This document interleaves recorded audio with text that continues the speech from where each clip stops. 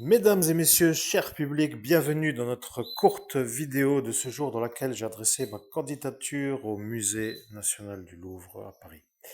Ici donc se trouve mon email. Bonjour, ici le meilleur médium au monde qui vient de canaliser Mona Lisa, qui d'ailleurs, je le rappelle, avait déjà été canalisé et que j'avais envoyé au même musée il y a de cela quelques temps, mais en dehors des périodes de recrutement. Donc, ce que je propose ici, c'est cette vidéo que vous avez sur ma chaîne YouTube, que vous voyez sous vos yeux, qui est la canalisation avec Léonard de Vinci, dans laquelle nous découvrons que... Enfin, je vous invite à écouter si vous voulez, plutôt, c'est celle qui se trouve tout juste un peu plus bas.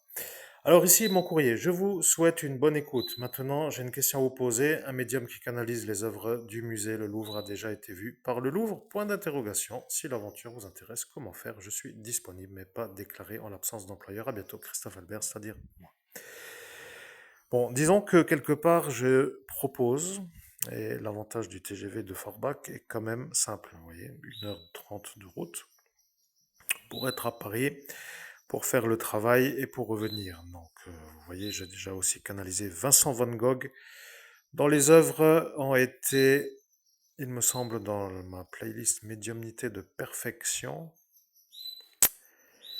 mise en valeur. Je ne sais pas si ça vous parle, c'était La belle nuit étoilée. Et bon, après, vous voyez, il y a des choses comme ça que je peux faire. Il y a des messages qui passent par les artistes dans leurs œuvres. Vous comprenez, c'est ça l'intérêt d'un médium pour une œuvre. On peut tous être devant un tableau fabuleux ou une œuvre de sculpture ou toute autre œuvre d'art, mais il n'y a pas forcément un contact qui s'établit entre le créateur et l'œuvre. D'ailleurs, l'œuvre parfois parle.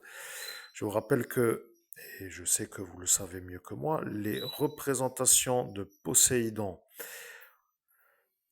comme vous le savez, ont des fois été manœuvrées pour qu'il n'ait pas en main le trident. Vous voyez, ce sont vraiment des genres d'abrutis qui se permettent de dégrader les œuvres d'art. Alors ils se disent que peut-être il faut que Poséidon n'ait pas entre ses mains le trident qui le met dans sa posture d'être lui. Bon, vous voyez, c'est comme pour dire, on se fait un peu sa grandeur parce qu'on est capable de déplacer le trident. Et c'est vraiment un peu n'importe quoi. À mon niveau de compréhension, parce que lorsque l'œuvre est intégrale, il parle. Vous voyez, c'est quand même ça qui est assez incroyable. Je ne sais pas vraiment comment mieux expliquer. Donc j'ai à cet instant un certain rythme, une certaine facilité à canaliser autant les œuvres, les éléments de l'œuvre que les artistes de la création de l'œuvre. Et ceci pour toute nature d'œuvre, que ce soit un tableau, une peinture, une sculpture, un moulage, enfin vous voyez tout ce qui s'appelle la création.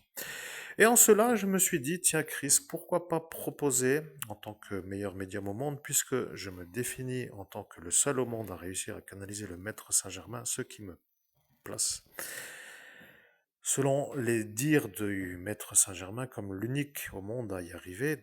De fait, je me dis être le meilleur médium au monde, mais à ma manière de tourner en rond dans cette histoire pénible, certes. L'homme le plus effacé du pays des droits de l'homme de s'en souvenir, je rappelle, sur la voie publique, c'est-à-dire moi, avec 38 effaçages ayant été faits en moins de 8 heures, quand même, je suis un genre de ressuscité, vous voyez. Donc, ce qui veut dire que je me définis comme l'un des meilleurs médiums au monde pour que les choses soient un peu calmes, même si le maître Saint-Germain me dit que je suis le meilleur médium au monde. Donc en cela, chers auditeurs, chers publics, chers amis du Louvre ou chers employeurs éventuels, autres que le musée du Louvre si la proposition n'aboutirait pas, je suis à cet instant à proposer une certaine manière de travailler pour découvrir des choses historiques non révélées. Vous voyez, c'est comme pour dire qu'est-ce qui va encore être dit de ce qui a déjà été dit, de ce que tout le monde sait qui a été dit, etc. Mais oui, il y a parfois des messages que vous ne pouvez pas comprendre en raison de l'impossibilité de connecter les auteurs des œuvres d'art ou les artistes, comme pour dire les créateurs.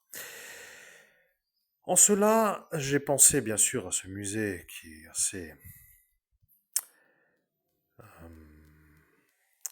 assez, mais là je ne sais pas comment finir ma phrase, mais disons qu'il y a toutes sortes de choses intéressantes dans ce musée, et donc ça m'aurait permis d'être au bon endroit pour avoir une certaine manière de travailler. Si l'aventure vous intéresse, n'hésitez pas. Il suffit de me parler. Je ne mange personne. Mon numéro de téléphone est sur la description de ma chaîne. Et pour mon calme, j'ai décidé de mettre 1 minute d'attente pour que je ne sois pas submergé de messages inutiles. Pendant ce temps-là, faites-vous couler un café. Après tout, vous pouvez aussi profiter d'une petite pause. Si l'aventure, bien sûr, vous intéresse, je suis là à étudier parce que je suis le seul au monde à capacité comparative à réussir à faire ce que je fais. Et si d'aventure ma compagnie vous intéresse, il va de fait falloir trouver un rythme qui me convient et qui s'adapte à la manière de travailler. Ceci est bien sûr à définir en termes de schéma de travail ultérieur, puisque si l'aventure vous intéresse d'avoir le meilleur médium au monde dans le musée, le Louvre, la porte, ou plutôt la proposition, est arrivée à cet instant à être comprise. Chers amis, chers auditeurs, si vous avez des questions de quelque nature que ce soit, n'hésitez pas à patienter 1 minute pour me laisser un message ou à m'envoyer un SMS ou à tout simplement m'écrire en commentaire ou autrement comme vous voulez puisque la poste fonctionne. N'ayant pas autre chose à faire, je peux vous dire que je suis à cet instant dans une sorte de volonté d'être dans la médiumnité. Euh, oui, dans une sorte de travail qui peut être intéressant pour l'effort à fournir, car je ne suis pas, et il faut le reconnaître, un ouvrier du BTP. Je ne veux pas faire 8 heures par jour avec une sorte de burinage de la route, pour dire que ce n'est pas mon rayon. Et si ça vous intéresse, bien sûr, je précise que certains ne comprennent même pas pourquoi. Je voudrais faire de la médiumnité facile avec un musée national qui pourrait comprendre son intérêt. Je dois justifier, ça m'épuise. Vous voyez, les gens intelligents n'ont pas besoin d'explications. Mais ceux qui ne comprennent pas commencent à comprendre que je n'ai pas à devenir un qui ne doit pas être là où eux veulent que je sois, c'est-à-dire au travail difficile. Et opter pour le meilleur rendement possible du temps de travail, je préfère dire que cette direction peut être pour moi, autant que pour le musée, une valeur ajoutée incroyable. C'est plaisant à le rappeler parce que personne ne peut comprendre à cet instant pour quelle raison mon CV n'est pas dans le courrier, car il n'y a pour moi à 50 ans aucun autre moyen de me faire comprendre que de vous révéler que 38 effaçages de mémoire, 4 désynchronisations avec un appareil de guerre ont fait que 10 ans ont été décalés de la route qui s'appelle la réussite. Néanmoins, je suis de nouveau là et malheureusement pour ceux qui ne voudraient pas, il faut qu'ils composent avec l'option des schémas qui s'appelle la réussite que j'ai à faire.